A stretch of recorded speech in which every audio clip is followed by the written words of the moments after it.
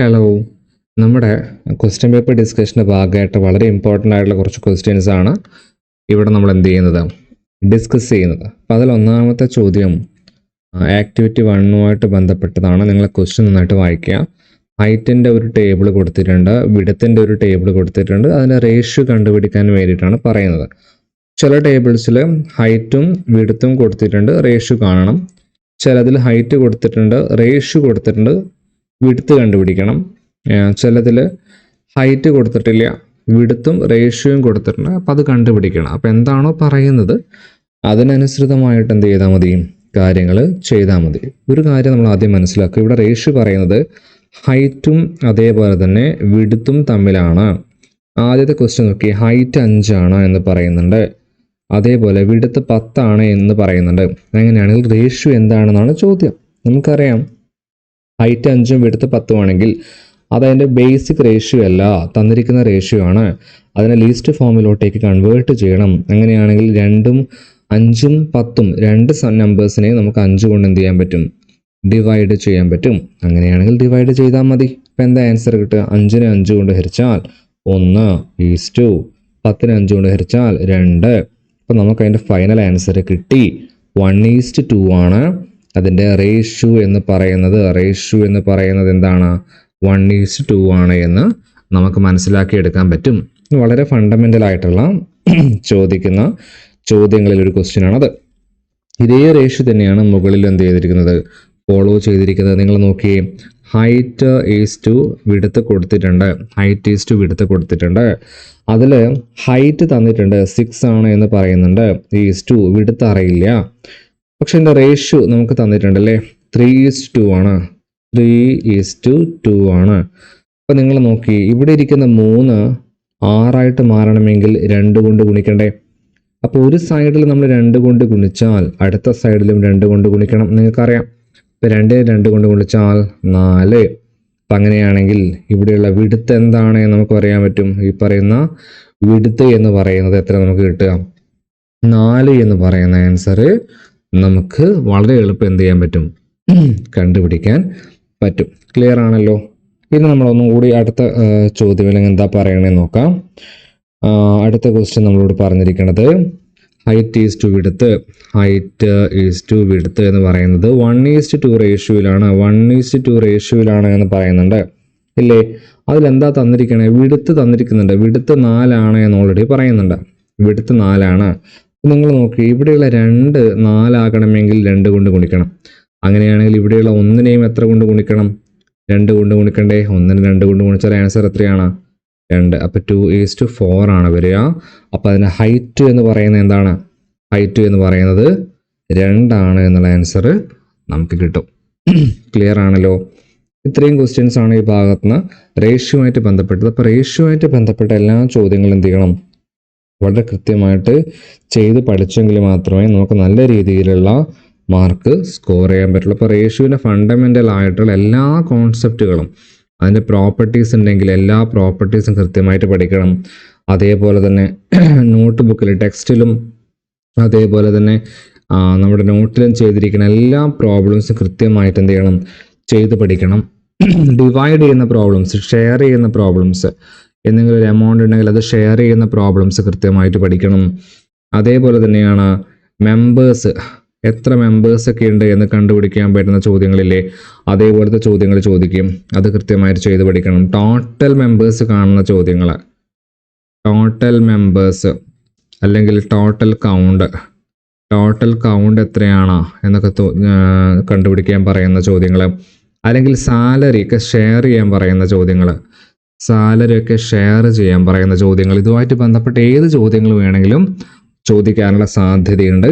അപ്പോൾ ആ ചോദ്യങ്ങൾ കൃത്യമായിട്ട് എന്ത് ചെയ്യണം, ചെയ്ത് പഠിക്കണം. അതിൻ്റെ ഭാഗമായിട്ടാണ് ഇവിടെ ബി ക്വസ്റ്റ്യനും ചോദിച്ചിരിക്കുന്നത്. ബി ക്വസ്റ്റ്യൻ നിങ്ങൾക്ക് നോക്കിയാൽ മനസ്സിലാവും, നമ്മൾ സാധാരണ ക്ലാസ്സിൽ ചെയ്ത തരത്തിലുള്ള ചോദ്യങ്ങൾ തന്നെയാണ് എവിടെയും ചോദിച്ചിരിക്കുന്നത്, ബി ക്വസ്റ്റ്യനിലും ചോദിച്ചിരിക്കുന്നത് എന്നുള്ള കാര്യം നിങ്ങൾക്ക് കൃത്യമായിട്ട് മനസ്സിലാക്കാൻ സാധിക്കും. അതേപോലെ നിങ്ങൾ നോക്കിയേ, ബി ക്വസ്റ്റ്യൻ ആണ്. ബി ക്വസ്റ്റ്യൻ നിങ്ങൾ നോക്കി, ബി ക്വസ്റ്റ്യൻ എന്താണ് പറയുന്നത്, in A ward and panchayat woman and men are in the ratio അപ്പോൾ വുമണും അതേപോലെ തന്നെ മെന്നും തമ്മിലുള്ള റേഷ്യോ കൊടുത്തിട്ടുണ്ട്. അത് 11:10 ആണ് എന്ന് പറയുന്നുണ്ട്. ഓൾറെഡി പറഞ്ഞു കഴിഞ്ഞു. There are 1793 woman. അപ്പോൾ വുമണിൻ്റെ നമ്പർ ഓൾറെഡി തന്നു കഴിഞ്ഞു. 1793 ആണ് എന്ന് പറഞ്ഞു കഴിഞ്ഞു. അങ്ങനെയാണെങ്കിൽ ഇവിടെയുള്ള മെന്നിൻ്റെ നമ്പർ എത്രയായിരിക്കും? അതേപോലെ തന്നെ ടോട്ടൽ മെമ്പേഴ്സ് എത്രയായിരിക്കും? ഇത്രയും കാര്യങ്ങൾ നമ്മൾ കണ്ടുപിടിക്കണം. എങ്ങനെ കണ്ടുപിടിക്കുന്നത്? 11 എന്ന് പറയുന്ന ക്വാണ്ടിറ്റി എന്താ പറയുന്നത് ഇവിടെ? 11 എന്ന് പറയുന്ന ക്വാണ്ടിറ്റീൻ്റെ റേഷ്യോ എന്ന് പറയുന്നത്, അതായത് 11 ഈക്വലൻ്റ് ആയിട്ടുള്ള നമ്പർ എന്ന് പറയുന്നത് 1793 ആണ് അല്ലേ? അപ്പോൾ 1793 ആകണമെങ്കിൽ 11നെ എത്ര കൊണ്ട് ഗുണിച്ചിട്ടുണ്ടാകുമെന്ന് നമ്മൾ കണ്ടുപിടിക്കണം. ഞാൻ എന്ത് ചെയ്താൽ മതി? ജസ്റ്റ് ഹരിച്ചു നോക്കിയാൽ മതി. ഹരിച്ചു നോക്കിയാൽ നമുക്ക് അതിൻ്റെ ആൻസർ പെട്ടെന്ന് കണ്ടുപിടിക്കാൻ പറ്റും. ഞാൻ കംപ്ലീറ്റ് ആയിട്ട് എക്സ്പ്ലെയിൻ ചെയ്യുന്നില്ല. ടെക്സ്റ്റ് ബുക്ക് ഇതുപോലെ ചോദ്യങ്ങൾ ചെയ്തിട്ടുണ്ട്. ആ ചോദ്യങ്ങൾ നിങ്ങൾ എന്ത് ചെയ്യുക? കൃത്യമായിട്ട് ചെയ്ത് നോക്കുക. അപ്പോൾ നിങ്ങൾക്ക് അതിൻ്റെ ആൻസർ വളരെ എളുപ്പം കണ്ടുപിടിക്കാൻ സാധിക്കും. അതേ കാര്യം തന്നെയാണ് ആക്ച്വലി എന്ത് ചെയ്യുന്നത് ഇവിടെയും പറഞ്ഞിട്ടുള്ളത്. 1793 ഡിവൈഡഡ് ബൈ 11 ചെയ്താൽ മതി. നിങ്ങൾ നോക്കി 17 ഒരു തവണയേ പോവുള്ളൂ.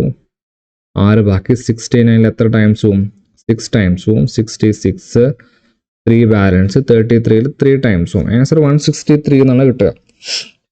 11ൻ്റെ ക്വാണ്ടിറ്റി 1793 ആണെങ്കിൽ 1ൻ്റെ ക്വാണ്ടിറ്റി എത്രയായിരിക്കും? 163 ആയിരിക്കും. അങ്ങനെയാണെങ്കിൽ ഇവിടെ നിങ്ങൾ നോക്കി 10ൻ്റെ ക്വാണ്ടിറ്റി എത്രയാണ് വരിക? 163 ആണെങ്കിൽ 10 എന്ന് പറഞ്ഞാൽ 1630 ആയിരിക്കില്ലേ? 1630 ആയിരിക്കും. അങ്ങനെയാണെങ്കിൽ ടോട്ടൽ എങ്ങനെയാണ് കണ്ടുപിടിക്കുക? രണ്ടും കൂടി ആഡ് ചെയ്യണം. 1793 പ്ലസ് 1630 3 9 2 9 1 10 10 2 12 2 ഇടുക ബാക്കി 1 ബാലൻസ് 7 7 14 4 ഇടുക ബാക്കി 1 ബാലൻസ് 3423 എന്ന് പറയുന്ന ഒരു ആൻസറിലോട്ടേക്ക് നമുക്ക് എന്ത് ചെയ്യാൻ പറ്റും? എളുപ്പം എത്താൻ സാധിക്കും. ഇത്രയും കാര്യങ്ങൾ റേഷ്യോയുമായിട്ട് ബന്ധപ്പെട്ട മുഴുവൻ ചോദ്യങ്ങൾ എന്ത് ചെയ്യണം? വളരെ കൃത്യമായിട്ട് നിങ്ങൾ ചെയ്ത് പഠിച്ചെങ്കിൽ മാത്രമേ റേഷ്യോയുമായിട്ട് ബന്ധപ്പെട്ട ബാക്കിയുള്ള ഭാഗങ്ങളിൽ വരുന്ന സ്കോർസ് ഞാൻ ഇവിടെ ഓരോ പോയിന്റ് എഴുതി തന്നിട്ടുണ്ട്. എല്ലാ പോയിന്റും കൃത്യമായിട്ട് ചെയ്ത് പഠിച്ചെങ്കിൽ മാത്രമേ റേഷ്യോ എന്ന് പറയുന്ന ചാപ്റ്റർ പഠിച്ചു കഴിഞ്ഞാൽ ഫുൾ മാർക്ക് നമുക്ക് വാങ്ങിക്കാൻ പറ്റുന്ന ചോദ്യമാണ് റേഷ്യോയുടെ ഭാഗത്ത് എപ്പോഴും ഉണ്ടാവുക. ഇവിടെ നോക്കി ഒന്നാമത്തെ ആക്ടിവിറ്റി തന്നെയാണ് എന്ത് പറഞ്ഞിരിക്കുന്നത്? റേഷ്യോയുടെ കാര്യം പറഞ്ഞിരിക്കുന്നത്. അതുകൊണ്ട് കൃത്യമായിട്ട് അത് നല്ല രീതിയിൽ മനസ്സിലാക്കുക. ക്ലിയർ ആണല്ലോ? ഇനി അടുത്ത ആക്ടിവിറ്റി എന്താണെന്നുള്ളത് നമുക്ക് നോക്കാം.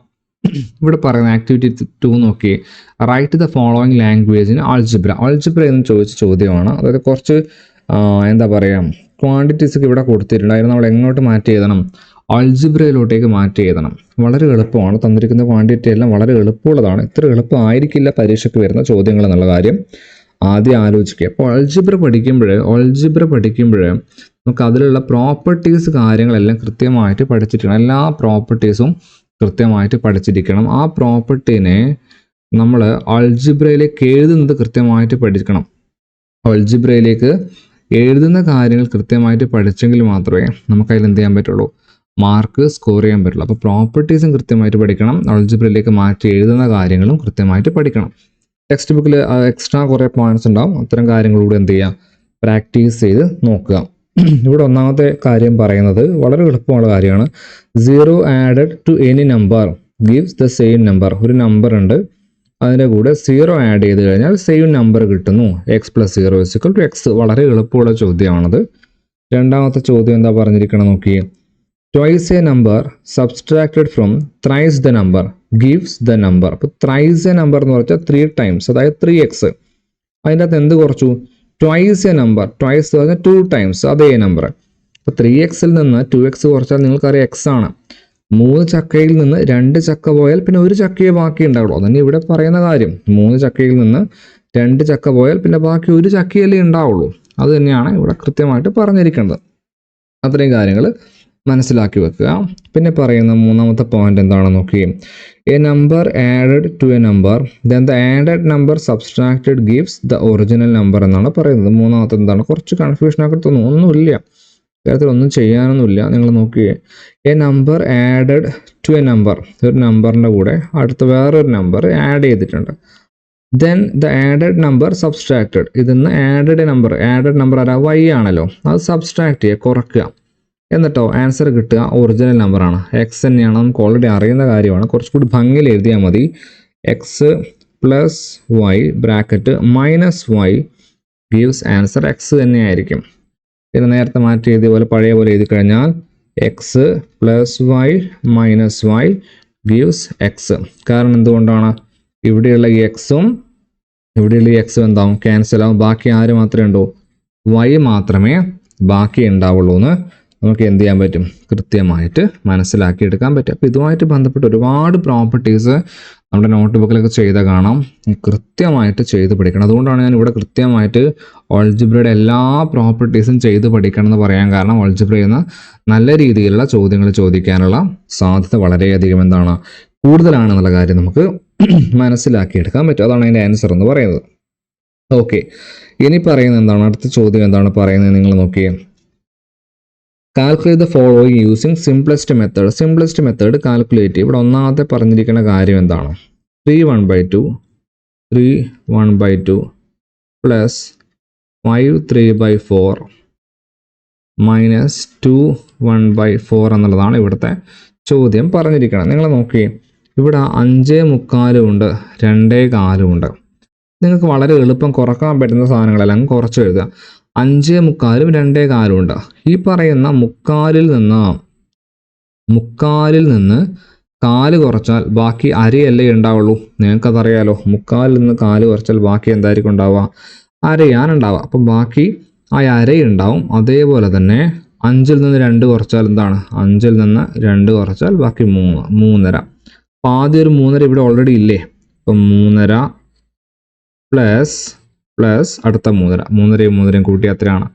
7 എന്ന് പറയുന്ന ആൻസർ നിങ്ങൾക്ക് കിട്ടും. വളരെ എളുപ്പം നമുക്കത് കണ്ടുപിടിക്കാൻ പറ്റും. അപ്പോൾ അതാണ് സിംപ്ലസ്റ്റ് ഫോമിൽ കണ്ടുപിടിക്കുക എന്ന് പറയുന്നത്. അതുപോലെ തന്നെ ഇവിടെ രണ്ടാമതൊരു പ്രോബ്ലം ചോദിച്ചിട്ടുണ്ട്. ഇവിടെ രണ്ടാമതൊരു പ്രോബ്ലം പറയുന്നുണ്ട്. അത് നിങ്ങൾ എന്ത് ചെയ്യുക? സ്വന്തമായിട്ട് ചെയ്ത് കണ്ടുപിടിക്കുക. ഞാൻ ഇവിടെ വേണമെങ്കിൽ കുറച്ചുകൂടി വലുതാക്കി എഴുതിത്തരാം. രണ്ടാമത്തെ ചോദ്യമാണ് പറയുന്നത്. രണ്ടാമത്തെ ചോദ്യം എന്താണ് പറയുന്നത്? ബ്രാക്കറ്റിൽ 19 മൈനസ് 6.5 ബ്രാക്കറ്റ് ക്ലോസ് ചെയ്തു പ്ലസ് 2.5 എന്ന് പറയുന്നതാണ് ഇവിടെ ഉത്തരം. നിങ്ങൾ ജസ്റ്റ് നോക്കിയാൽ മതി. ഇവിടെ ഒരു 6.5 കാണാൻ പറ്റും, അതേപോലെ തന്നെ 2.5 കാണാൻ പറ്റും. 6.5 2.5 നമുക്ക് എളുപ്പം കൂട്ടിയിട്ട് നമുക്ക് ആൻസർ കിട്ടും. കാണുമ്പോൾ തന്നെ നിങ്ങൾക്കറിയാം എന്താണ് സംഭവിക്കുക എന്നുള്ളത്. അത് നിങ്ങൾ എന്ത് ചെയ്യുക? ചെയ്തു നോക്കുക. ഈ ക്വസ്റ്റ്യൻ പേപ്പർ പ്രാക്ടീസ് ചെയ്യുമ്പോൾ കൃത്യമായിട്ട് ചെയ്ത് നോക്കുക. അപ്പോൾ വീണ്ടും പറയുന്നു, ഓൾജിബ്രയായിട്ട് ബന്ധപ്പെട്ട മുഴുവൻ കാര്യങ്ങളും കൃത്യമായിട്ട് നിങ്ങൾ എന്ത് ചെയ്യണം? ചെയ്ത് പഠിക്കണം. അങ്ങനെ ചെയ്ത് പഠിച്ചെങ്കിൽ മാത്രമേ നിങ്ങൾക്ക് അതിൽ നിന്ന് മാർക്ക് സ്കോർ ചെയ്യാൻ പറ്റുള്ളൂ. ഇവിടെ രണ്ടാമത്തെ ആക്ടിവിറ്റി ആയിട്ട് തന്നെ ചോദിച്ചിരിക്കുന്നത് ഓൾജിബ്രയിലെ ഒരുപാട് ക്വസ്റ്റ്യൻസ് ആണ്. ഈ ചോദ്യം നമ്മൾ ടെക്സ്റ്റ് ബുക്കിൽ തന്നെ വന്നിരിക്കുന്ന ചോദ്യമാണ്. അതുകൊണ്ട് കൃത്യമായിട്ട് ഓൾജിബ്രയിലെ മുഴുവൻ പ്രോപ്പർട്ടീസും കൃത്യമായി ചെയ്ത് പഠിക്കുക. ഒരുപാട് പ്രോപ്പർട്ടീസ് ഓൾജിബ്രയിലുണ്ട്. അതുകൊണ്ടാണ് ഇവിടെ പ്രോപ്പർട്ടീസ് എന്ന് മെൻഷൻ ചെയ്യാനുള്ള റീസൺ എന്താണ്? ഒരുപാട് പ്രോപ്പർട്ടീസ് നമുക്ക് ഓൾറെഡി ഓൾജിബ്രയിൽ പഠിക്കാനുണ്ട്. ക്ലിയർ ആണല്ലോ? ഇനി നമുക്ക് മൂന്നാമത്തെ ചോദ്യം നോക്കാം. Consider the product of numbers from 1 to 25. ഇത് കുറച്ചൊരു കൺഫ്യൂസിങ് ആയിട്ടുള്ള സാധനമാണ്. 1 to 25 വരെയുള്ള പ്രൊഡക്റ്റ് കൺസിഡർ ചെയ്യാനാണ് പറയുന്നത്. What is the highest power of 5? 5ൻ്റെ ഹയസ്റ്റ് പവർ കാണണം. What is the highest power of 10? 10ൻ്റെ ഹയസ്റ്റ് പവർ കാണണം. അതിൽ എത്ര 0 ഉണ്ടാവും കൂടി കണ്ടുപിടിക്കണം. നിങ്ങൾക്കറിയാം 10 എന്ന് വെച്ച് കഴിഞ്ഞാൽ അത് 5ൻ്റെ ഭാഗം തന്നെയല്ലേ? കാരണം 10 എന്ന് വെച്ചാൽ 2 into 5 അല്ലേ? അപ്പോൾ എത്ര 5ൻ്റെ പവർ വരുന്നോ അത്ര തന്നെ 10ൻ്റെ പവറും ഉണ്ടാവും. നമ്മൾ ഏതെങ്കിലും ഒന്ന് കൃത്യമായിട്ട് ചെയ്ത് കഴിഞ്ഞാൽ നമുക്ക് വലിയ എന്തില്ല ബുദ്ധിമുട്ടുണ്ടാവില്ല. അപ്പോൾ ആദ്യം നമ്മൾ എന്ത് ചെയ്യണം മക്കളെ? ഈ പവർ എല്ലാം കൂടി പ്രൊഡക്റ്റ് ആക്കിയിട്ട് നമുക്ക് ഇവിടെ എഴുതണം. 1 to 25 ആണ് പറയുന്നത്.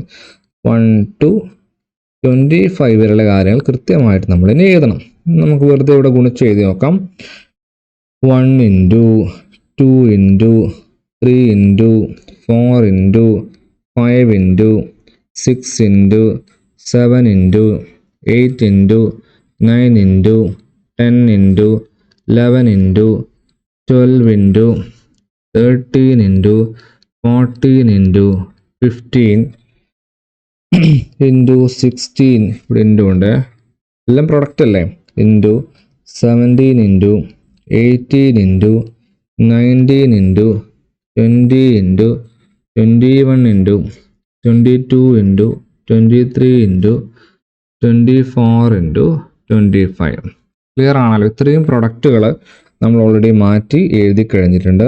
ഇത് നമുക്ക് ചെറിയൊരു പരിപാടിയുള്ളത് 5ൻ്റെ പവർ ആക്കിയിട്ടാണ് എഴുതണമെന്ന് പറയുന്നുണ്ട്. പ്രൊഡക്റ്റ് ഓഫ് 5 അല്ലെങ്കിൽ ഹയസ്റ്റ് പവർ ഓഫ് 5. അപ്പോൾ ഇതിൽ 5ൻ്റെ മൾട്ടിപ്പിൾസ് ഏതാണ് നമ്മൾ ആദ്യം കണ്ടുപിടിക്കണം. നമുക്ക് ഓൾറെഡി അറിയാം, കുറച്ച് കാര്യങ്ങൾക്ക് നമുക്കറിയാം 5ൻ്റെ മൾട്ടിപ്പിൾസ് ഏതൊക്കെയാണ് വരിക.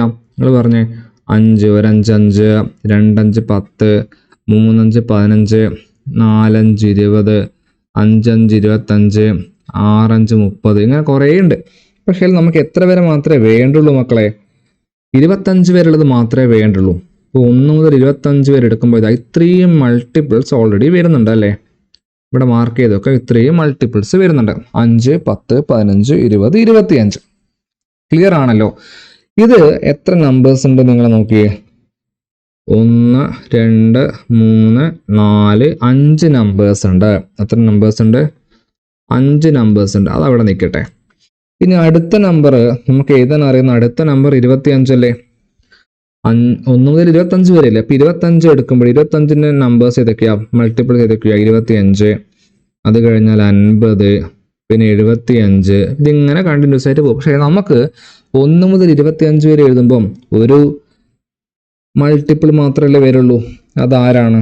നമ്മുടെ 25 മാത്രമേ ഒരു മൾട്ടിപ്പിൾ ആയിട്ട് നമുക്ക് എടുക്കാൻ പറ്റുള്ളൂ. കാരണം 50 എന്ന് പറഞ്ഞാൽ 25നേക്കാൾ കൂടുതലല്ലേ? അപ്പോൾ അവിടെ നമുക്ക് അടുത്ത നമ്പർ കിട്ടി. അടുത്ത നമ്പർ ആരാണ്? 25. എത്ര നമ്പർ ഉണ്ട്? ഒരു നമ്പർ ഉണ്ട്. അപ്പോൾ നിങ്ങൾ നോക്കി ടോട്ടൽ എത്ര നമ്പേഴ്സ് വന്നു പവറായിട്ട് എഴുതാൻ പറ്റിയ? ഒരു 5ഉം അതേപോലെ തന്നെ ഒരു നമ്പർ. അപ്പോൾ 5 + 1 6 ആയിരിക്കും മാക്സിമം പവർ. അതെങ്ങനെയാണ് കണ്ടുപിടിക്കുന്നത്? കുറച്ച് കൺഫ്യൂസിങ് ആയിരിക്കും, എങ്കിലും മനസ്സിലാക്കി വെച്ചാൽ മതി. ഇവിടെ ഒരു 5 ഇല്ലേ? ആ 5നെ നമുക്ക് 5⁻1 എന്ന് എഴുതാലോ.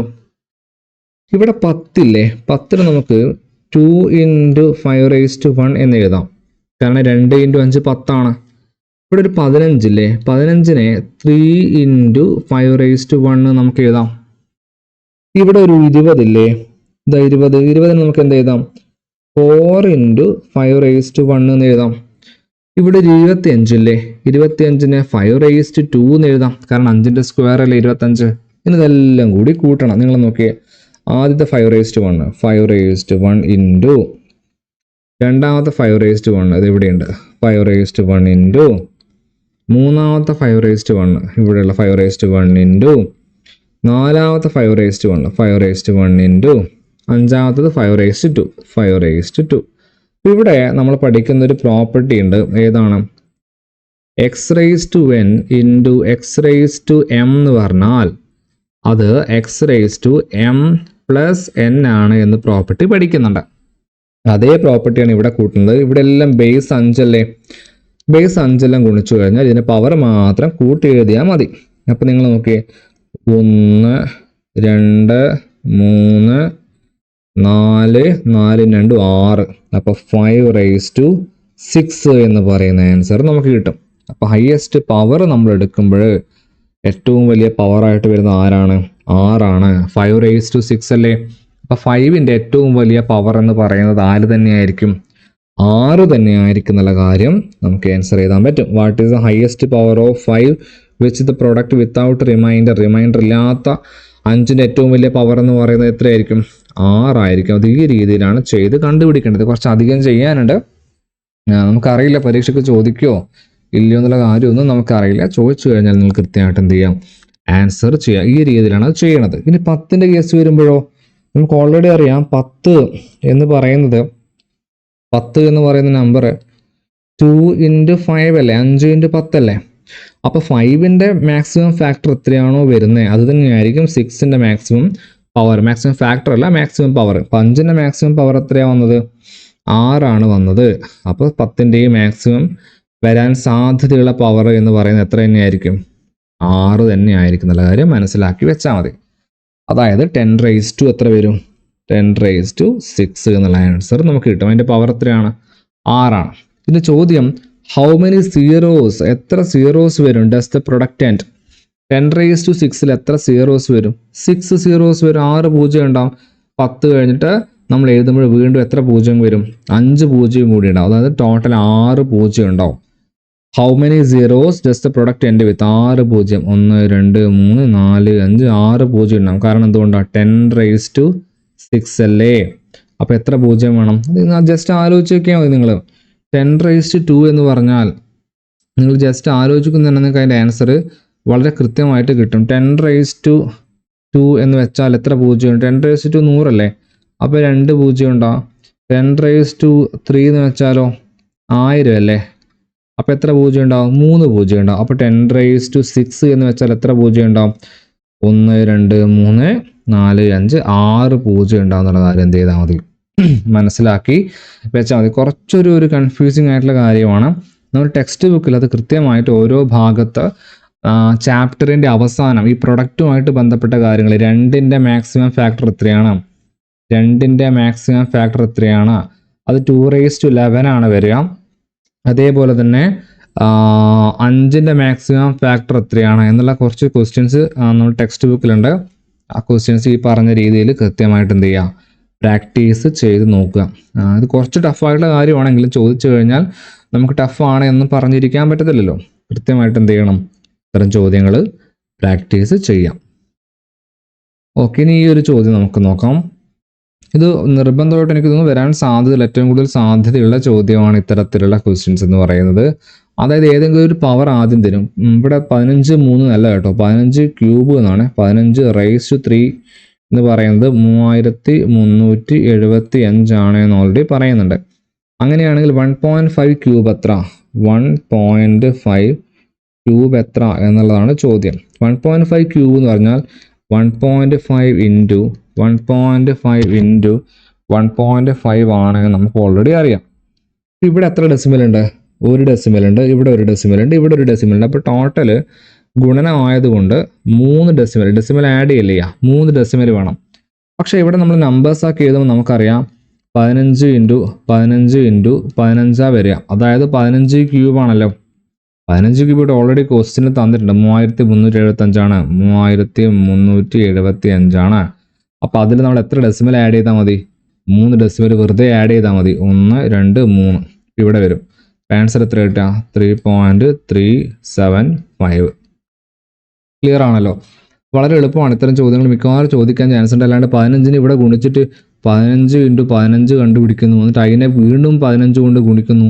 അത്തരത്തിലുള്ള ഒരു പരിപാടിയും ചെയ്യരുത്. ആ ആൻസറൊക്കെ ഇവിടെ ആദ്യമേ തരുന്നുണ്ട്. അതാണ് ചോദ്യം കൃത്യമായിട്ട് വായിക്കണം. ഇവിടെ ഓൾറെഡി തരുന്നുണ്ട്. അതിൻ്റെ ഭാഗമായിട്ട് ഇവിടെ 15 ക്യൂബ് എന്നുള്ളത് തന്നെയാണ് 1.5 ആയിട്ടും 0.015 ആയിട്ടൊക്കെ മാറുന്നത്. അപ്പോൾ അത്തരം ക്വസ്റ്റ്യൻസ് നമ്മുടെ മറ്റേ റേഷ്യോ അല്ല ഡെസിമൽ ഓപ്പറേഷൻസിലും കൃത്യമായിട്ട് പറയുന്നുണ്ട്. ഡെസിമൽ നമ്പേഴ്സിൻ്റെ പാഠമില്ലേ, ആ ഡെസിമൽ നമ്പേഴ്സിൻ്റെ പാഠത്തിൽ എല്ലാ പ്രോബ്ലംസും ചെയ്ത് പഠിക്കണം. ആ ഭാഗത്ത് നിന്ന് മിക്കവാറും ചോദ്യങ്ങൾ ചോദിക്കാനുള്ള സാധ്യത വളരെയധികം കൂടുതലാണ്. കാരണം ഡെസിമൽ നമ്പേഴ്സ് നമ്മൾ 6 പഠിക്കുന്നതാണ്. അതിൻ്റെ തുടർച്ചയായിട്ടാണ് ഈ ഭാഗത്ത് ചോദ്യം ചോദിക്കാനുള്ള സാധ്യതയുള്ളത്. അത് കൃത്യമായിട്ട് എന്ത് ചെയ്യണം? മനസ്സിലാക്കണം. ഇനി 0.015 ക്യൂബിന് എന്താ ചെയ്യാം? 0.015 ക്യൂബ് ആണെങ്കിൽ അതെന്താ ചെയ്യാം? അതിൽ എത്ര ഡെസിമൽ വരും? നിങ്ങൾ നോക്കിയേ. 0.015 ഇൻറ്റു 0.015 ഇൻറ്റു 0.015 ടോട്ടൽ എത്ര ഡെസിമൽ വരുന്നുണ്ട് നോക്കി. ഇവിടെ 3 ഡെസിമൽ, ഇവിടെ 3 ഡെസിമൽ, ഇവിടെ 3 ഡെസിമൽ. ടോട്ടൽ 9 ഡെസിമൽ വരുന്നുണ്ട് അല്ലേ? 9 ഡെസിമൽ വരുന്നുണ്ട്. 3 3 6 6 3 9 ഡെസിമൽ വരും. അപ്പോൾ നമ്മൾ 9 ഡെസിമൽ ആഡ് ചെയ്യണം. ആൻസറിൽ 9 ഡെസിമൽ ആഡ് ചെയ്യണം. നമ്പർ ഏതായിരുന്നു? 3375. അവിടെ 9 ഡെസിമൽ ആഡ് ചെയ്തേ. 1 2 3 4 5 6 7 8 9. എന്നിട്ട് അവിടെയാണ് എന്ത് ചെയ്യുക? പോയിന്റ് വരിക. നമുക്കറിയാം അങ്ങനെ ഒഴിവുള്ള സ്ഥലത്തൊക്കെ നമ്മൾ എന്ത് ചെയ്യണം? 0 ആഡ് ചെയ്യണം. അപ്പോൾ നമ്പർ ഫൈനൽ ആൻസർ പറയാൻ എന്തായിരിക്കും മക്കളെ? നിങ്ങൾ തന്നെ പറഞ്ഞേ. 0.0000337 എന്ന് പറയുന്ന ആൻസർ ആയിരിക്കും ലാസ്റ്റ് അതിൻ്റെ ഫൈനൽ ആൻസർ എന്ന് പറയുന്നത്. കൃത്യമായിട്ട് അതേപോലെ എന്ത് ചെയ്യാം? ചെയ്ത് പഠിക്കുക. ഡെസിമൽ ആഡ് ചെയ്യൽ മാത്രമേ ഇത്തരം ചോദ്യങ്ങൾ വന്നു കഴിഞ്ഞാൽ, ഇതുപോലുള്ള ക്വസ്റ്റ്യൻസ് വന്നു കഴിഞ്ഞാൽ, അല്ലെങ്കിൽ 15 തന്നെ പറയുന്നു, അതിനെ 1.5 ആക്കുന്നു, 0.015 ആക്കുന്നു. അപ്പോൾ ഇവിടെയൊക്കെയുള്ള നമ്പർ 15 വന്നാലും 1.5 വന്നാലും 0.15 വന്നാലും അതിലൊക്കെയുള്ള നമ്പർ 15 ആണെന്നുള്ള കാര്യം എന്ത് ചെയ്യണം? നമ്മൾ കൃത്യമായിട്ട് അനലൈസ് ചെയ്യണം. എല്ലാ സ്ഥലത്തും ചോദിച്ചിരിക്കുന്നത് 15 തന്നെയാണ്. പിന്നെ അവിടെ ആകെ ആഡ് ചെയ്യുന്നത് എന്താണ്? ഡെസിമൽ മാത്രമേ നമ്മൾ എന്ത് ചെയ്യുന്നുള്ളൂ, ആഡ് ചെയ്യുന്നുള്ളൂ. ബാക്കിയെല്ലാം നമുക്ക് ക്വസ്റ്റ്യനിൽ ഇവിടെ അതിൻ്റെ പ്രൊഡക്റ്റൊക്കെ ക്വസ്റ്റ്യനിൽ ഓൾറെഡി തരും. അപ്പോൾ നമ്മൾ വെറുതെ ഗുണിച്ച് സമയം കളയാൻ പാടില്ല എന്നുള്ള കാര്യമാണ് അവിടെ ഓർമ്മിപ്പിക്കാനുള്ളത്. ഇനി അടുത്ത ചോദ്യം നിങ്ങൾ നോക്കി, find the number of factors each numbers. അത് ഞാൻ ചെയ്യുന്നില്ല, നിങ്ങൾ ചോദ്യം മനസ്സിലാക്കിയാൽ മതി. ആ പാഠമായിട്ട് ബന്ധപ്പെട്ട കാര്യങ്ങൾ മാത്രമേ പറയുന്നുള്ളൂ. നമ്പർ ഓഫ് ഫാക്ടേഴ്സാണ് ചോദിച്ചതെങ്കിൽ ജസ്റ്റ് ഫാക്ടറൈസേഷൻ ചെയ്താൽ മാത്രം മതി. 40 ആണെങ്കിൽ 2 കൊണ്ട് ഹരിച്ചാൽ 20 പോകും അല്ലേ, വീണ്ടും 2 കൊണ്ട് ഹരിച്ചാൽ 10 കിട്ടും, വീണ്ടും 2 കൊണ്ട് ഹരിച്ചാൽ 5 കിട്ടും, 5ന് 5 കൊണ്ട് ഹരിച്ചാൽ 1 കിട്ടും. എത്രയാണ് കിട്ടുക? നമുക്ക് അതിനെ പ്രൊഡക്റ്റാക്കി എഴുതി കഴിഞ്ഞാൽ 2 ഇൻറ്റു 2 ഇൻറ്റു 2 ഇൻറ്റു 5, 2 2 4, 4 2 8, 8 ഇൻറ്റു 5 40. പിന്നെ എക്സ്പോണൻ്റ് ആക്കി എഴുതിയാൽ എന്ത് കിട്ടും? 2⁻3 ഇൻറ്റു 5⁻1. നമ്പർ ഓഫ് ഫാക്ടേഴ്സ് എങ്ങനെയാണ് കണ്ടുപിടിക്കുക? എക്സ്പോണൻറ്റിൻ്റെ കൂടെ 1 കൂട്ടിയാൽ മതി. എക്സ്പോണൻ്റ് ആരാണ് ഇവിടെയുള്ള? ഇവിടെ 3 ഉണ്ട്, ഇവിടെ 1 ഉണ്ട്. 3നോട് 1 കൂട്ടിയാൽ എത്രയാണ്? 4 ഇൻറ്റു 1നോട് 1 കൂട്ടിയാൽ 2 ആണ് ആൻസർ നമുക്ക് കിട്ടുക. നിങ്ങൾ നോക്കിയേ, 3നോട് 1 കൂട്ടിയാൽ 4, ഗുണിക്കണം 1നോട് 1 കൂട്ടിയാൽ 2, അപ്പോൾ 4 ഇൻറ്റു 2 8. നമ്പർ ഓഫ് ഫാക്ടേഴ്സ് 8 ആണെന്നുള്ള ആൻസർ കിട്ടും. അതേപോലെ തന്നെ 54ൻ്റെയും ഇവിടെ പറയുന്നുണ്ട്, 54ൻ്റെയും ഫാക്ടറൈസേഷൻ ചെയ്യുക. ഇതേപോലെ നമ്പർ ഓഫ് ഫാക്ടേഴ്സ് എന്ത് ചെയ്യുക? കണ്ടുപിടിക്കുക. Okay, find the largest common factor and all other common factors. ഇവിടെ പറയുന്നുണ്ട് ലാർജസ്റ്റ് കോമൺ ഫാക്ടർ കണ്ടുപിടിക്കണം, ഓൾ അതർ കോമൺ ഫാക്ടേഴ്സും കണ്ടുപിടിക്കണം. അങ്ങനെ വന്നു കഴിഞ്ഞാൽ നിങ്ങൾ കൃത്യമായിട്ട് എന്ത് ചെയ്യണം? ടാബുലേഷൻ ചെയ്തിരിക്കണം. അപ്പോൾ 225ൻ്റെ ഫാക്ടറൈസേഷൻ ചെയ്യുന്നു, 275ൻ്റെ ഫാക്ടറൈസേഷൻ ചെയ്യുന്നു, അതിനുശേഷം കോമൺ ഫാക്ടേഴ്സ് എഴുതുന്നു. ദെൻ നമ്മൾ എന്ത് ചെയ്യുന്നു? ലാർജസ്റ്റ് കോമൺ ഫാക്ടറും ഓൾ അതർ കോമൺ ഫാക്ടേഴ്സും വെച്ചിട്ടുള്ള ടേബിൾ വരക്കുന്നു. നോട്ടിൽ കൃത്യമായിട്ട് ചെയ്തിരിക്കുന്ന കാര്യമാണ്. ആ കാര്യങ്ങൾ എന്ത് ചെയ്യുക? പ്രാക്ടീസ് ചെയ്തുകൊണ്ട് തന്നെ ചെയ്യുക. ഇല്ല എങ്കിൽ വളരെയധികം ബുദ്ധിമുട്ടായിട്ട് മാറും. നമ്മൾ വിചാരിക്കുന്ന രീതിയിലുള്ള ക്വസ്റ്റ്യൻസ് മാത്രമൊന്നുമല്ല പരീക്ഷയ്ക്ക് ചോദിക്കാനുള്ള സാധ്യതയുണ്ടാവുക. ഈ പാഠമായിട്ട് ബന്ധപ്പെട്ടിട്ട് നമുക്ക് ഫാക്ടേഴ്സ് എന്താണെന്നുള്ള ചോദ്യങ്ങൾ കൃത്യമായിട്ട് നമ്മൾ ചെയ്ത് പഠിക്കണം. അതേപോലെ തന്നെ പ്രൈം നമ്പറുമായിട്ട് ബന്ധപ്പെട്ട ചോദ്യങ്ങൾ ഉണ്ടെങ്കിൽ കൃത്യമായിട്ട് ചെയ്ത് പഠിക്കണം. അതേപോലെ തന്നെ ഫാക്ടറൈസേഷൻ മെത്തേഡ് ഞാൻ കൃത്യമായിട്ട് ചെയ്ത് പഠിക്കാൻ പറഞ്ഞാൽ ഫാക്ടറൈസേഷൻ ചെയ്ത് പഠിക്കണം. അതേപോലെ തന്നെയാണ് ഈ നമ്മളെ common factor, largest common factor LCF, largest common factor വരുന്നതും ഓൾ അതർ കോമൺ ഫാക്ടേഴ്സ് എന്ന് പറഞ്ഞാൽ നമ്മൾ കൃത്യമായിട്ട് ഈ പറഞ്ഞ ടാബുലേഷൻ വരച്ചിട്ട്, നോട്ടിൽ ചെയ്തതാണ്, ടാബുലേഷൻ വരച്ചിട്ട് എല്ലാ ഫാക്ടേഴ്സും എന്ത് ചെയ്യണം?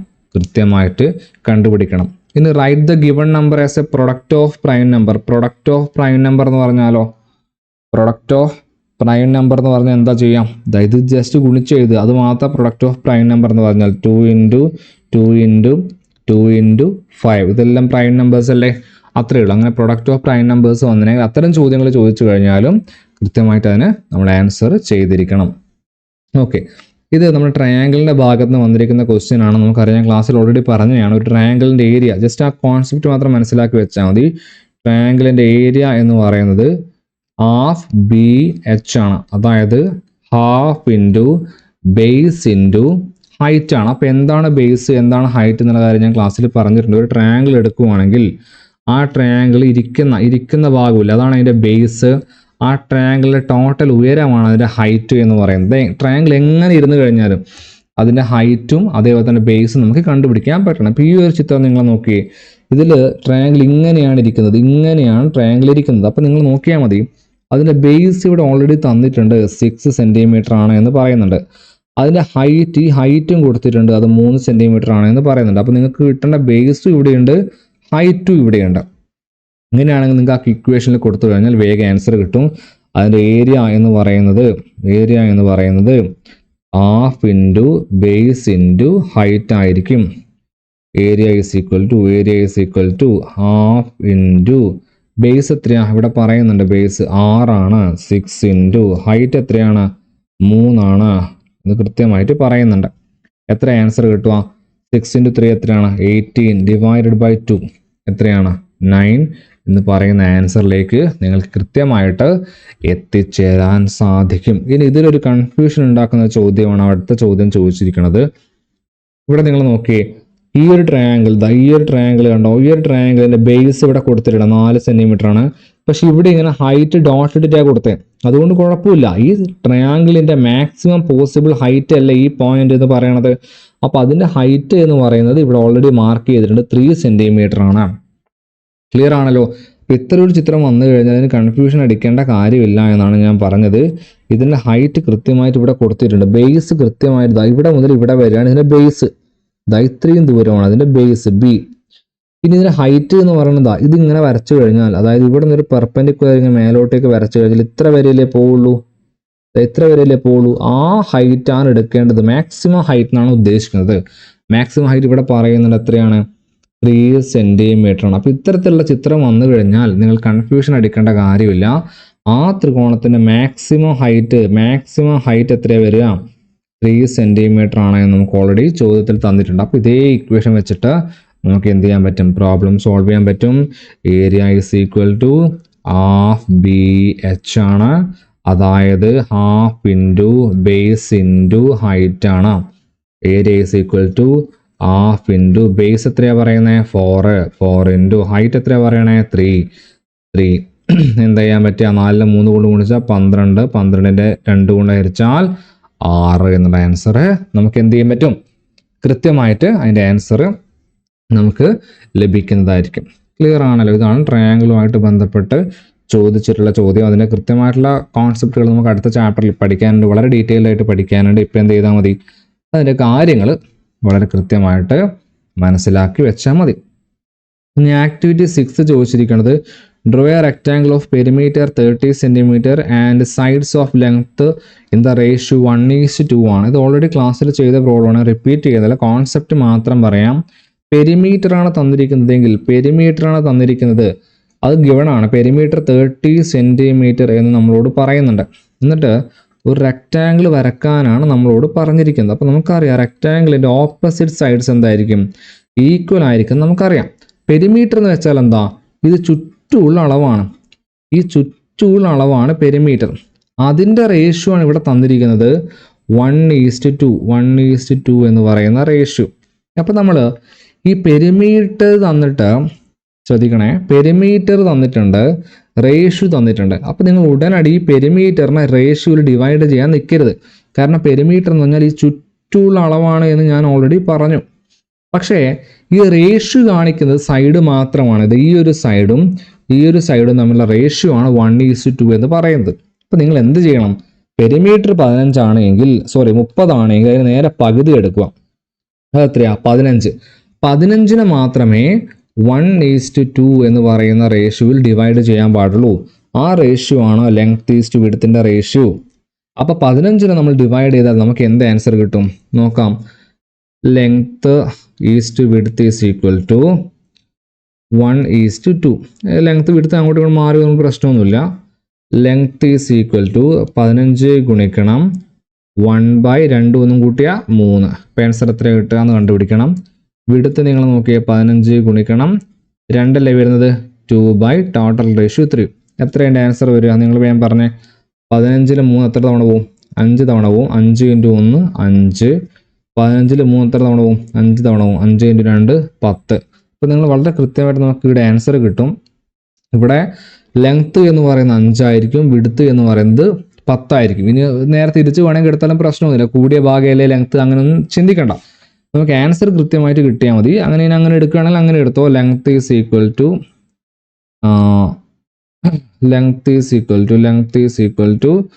10 സെന്റിമീറ്റർ ആയിരിക്കും. Width is equal to 5 centimetre ആയിരിക്കും.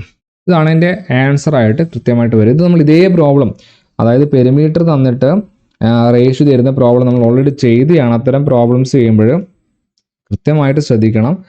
ഇല്ല എങ്കിൽ നേരെ 30 കണ്ടപാട് 30നെ 1:2 ഡിവൈഡ് ചെയ്ത് കഴിഞ്ഞാൽ അതിൻ്റെ ആൻസർ എന്തായിട്ട് മാറും?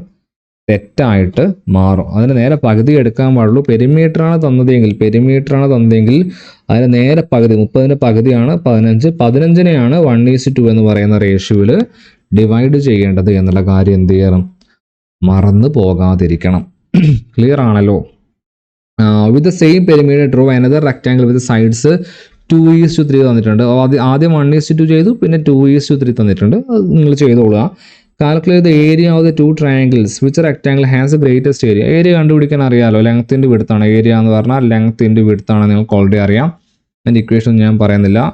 Area is equal to length into width ആണ്. അപ്പോൾ രണ്ട് റെക്ടാങ്കിൾ വരക്കണം. ആ രണ്ട് റെക്ടാങ്കിളിൻ്റെയും ഏരിയ കാൽക്കുലേറ്റ് ചെയ്യണം, ഏതാണ് വലുത് എന്ന് കണ്ടുപിടിക്കണം. ഓക്കെ ആണല്ലോ.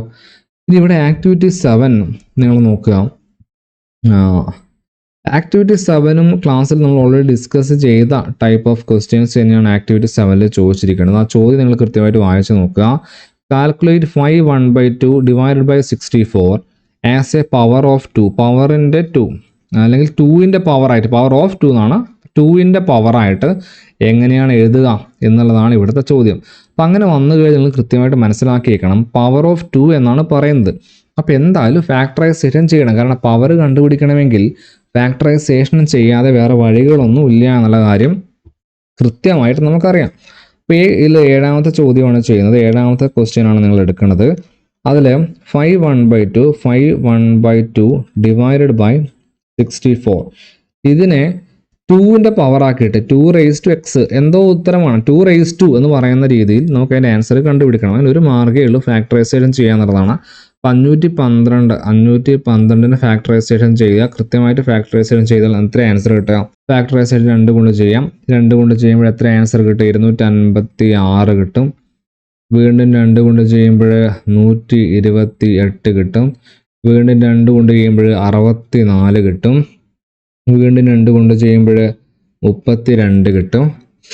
വീണ്ടും 2 കൊണ്ട് ചെയ്യുമ്പോൾ എത്ര കിട്ടും? 32 എടുത്തു കഴിഞ്ഞാൽ 32 എടുത്തു കഴിഞ്ഞാൽ എത്ര കിട്ടും? നിങ്ങൾ നോക്കിയേ, 32നെ നമ്മൾ എത്ര കൊണ്ട് ഹരിക്കണേ? 2 കൊണ്ട് ഹരിച്ചു കഴിഞ്ഞാൽ 16 എന്ന് പറയുന്ന ആൻസർ കിട്ടും. 2 കൊണ്ട് ഹരിച്ചു കഴിഞ്ഞാൽ 8 ആൻസർ കിട്ടും. വീണ്ടും 2 കൊണ്ട് ഹരിച്ചു കഴിഞ്ഞാൽ 4 കിട്ടും. വീണ്ടും 2 കൊണ്ട് ഹരിച്ചു കഴിഞ്ഞാൽ 2 കിട്ടും. വീണ്ടും 2 കൊണ്ട് ഹരിച്ചാൽ 1 കിട്ടും. അപ്പോൾ ഇതാണ് ഇതിൻ്റെ ഫാക്ടറൈസേഷൻ എന്ന് പറയുന്ന മെത്തേഡ്. നിങ്ങൾക്ക് ഓൾറെഡി അറിയുന്ന കാര്യമാണ്.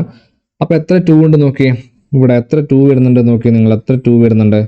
1 2 3 4 5 6 7 8 9 2 വരുന്നുണ്ട്. ദാറ്റ് ഈസ് 2�9 അല്ലേ? 2�9 9 2 അല്ലേ? 2�9 ഡിവൈഡഡ് ബൈ ഇതേപോലെ തന്നെ 64 ചെയ്യണം. അത് ശരിക്കും ചെയ്യണ്ട, കാരണം ഇവിടെ 64 ഉണ്ടല്ലോ. അപ്പോൾ നമ്മൾ അത് വെച്ച് കൂട്ടിയാൽ മതി. 1 2 3 4 5 6 2�6. ഇവിടെ ഒരു പ്രോപ്പർട്ടി വന്നിട്ടുണ്ട്. ഏതാണ്?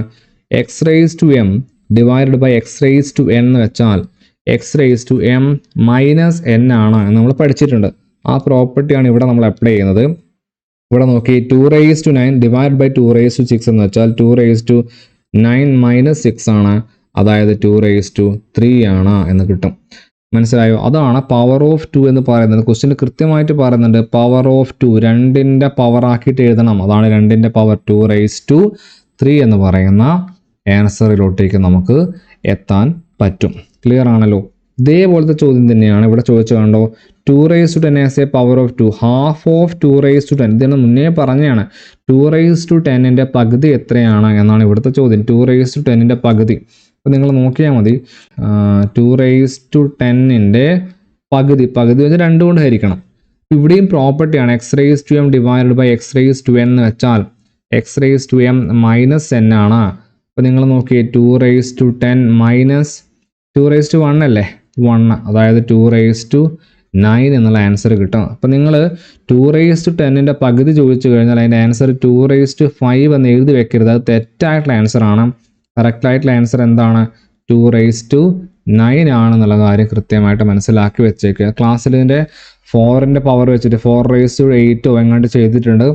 അത് കൃത്യമായിട്ട് ചെയ്ത് പഠിക്കണം. മിക്കവാറും ചോദിക്കാനുള്ള ചാൻസ് ഉണ്ട് എന്നാണ് എനിക്ക് തോന്നുന്നത്. ഒരിക്കൽ കൂടി ഓർമ്മിപ്പിക്കുന്നു, 2⁻10ൻ്റെ പകുതി എന്ന് വെച്ചാൽ 2�5 അല്ല, 2�9 ആണ് എന്നുള്ള കാര്യം എന്ത് ചെയ്യാം? കൃത്യമായിട്ട് ഓർത്ത് വെക്കുക.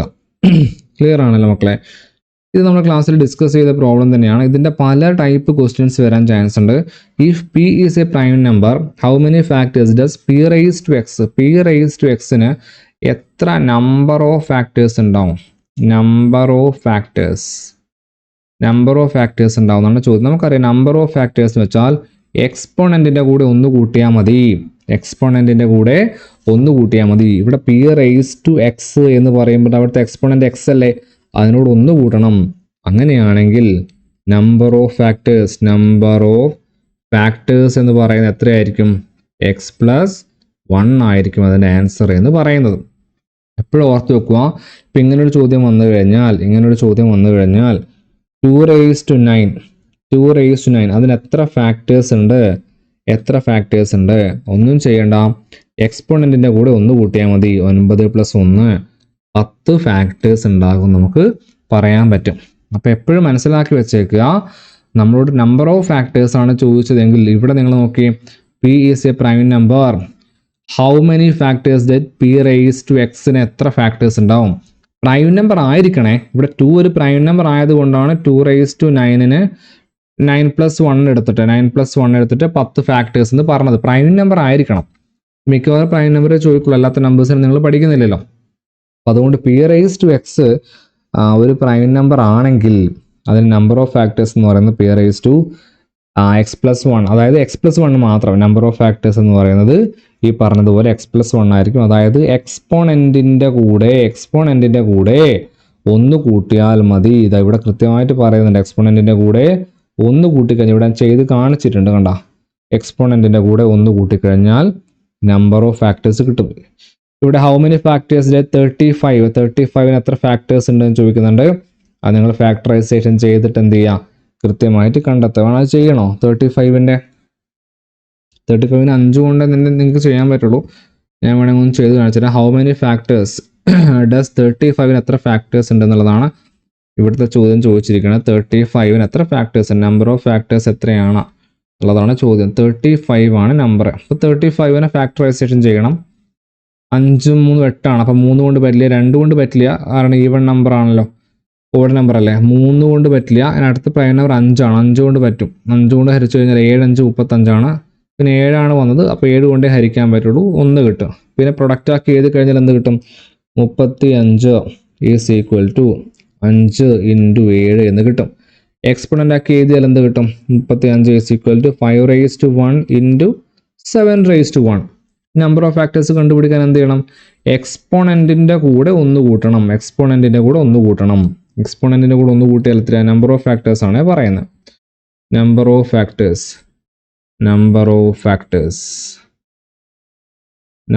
ഫാക്ടേഴ്സ് പറഞ്ഞ നിങ്ങൾ 1നോട് 1 കൂട്ടിയാൽ 2 ഗുണിക്കണം. 1നോട് 1 കൂട്ടിയാൽ 2, അപ്പോൾ 2 × 2 4. അപ്പം നമ്പർ ഓഫ് ഫാക്ടേഴ്സ് എത്രയായിരിക്കും? എത്ര നമ്പർ ഓഫ് ഫാക്ടേഴ്സ് ഉണ്ടാവും? 4 ഉണ്ടാവും. 4 ഫാക്ടേഴ്സ് ഉണ്ടാവും. ഏതൊക്കെയാ വേണമെങ്കിൽ ഇവിടെ തന്നെ പറഞ്ഞു. ഏതൊക്കെയാ? 1 ഫാക്ടേഴ്സ് ആണ് ഇവിടെ എഴുതുന്നത്.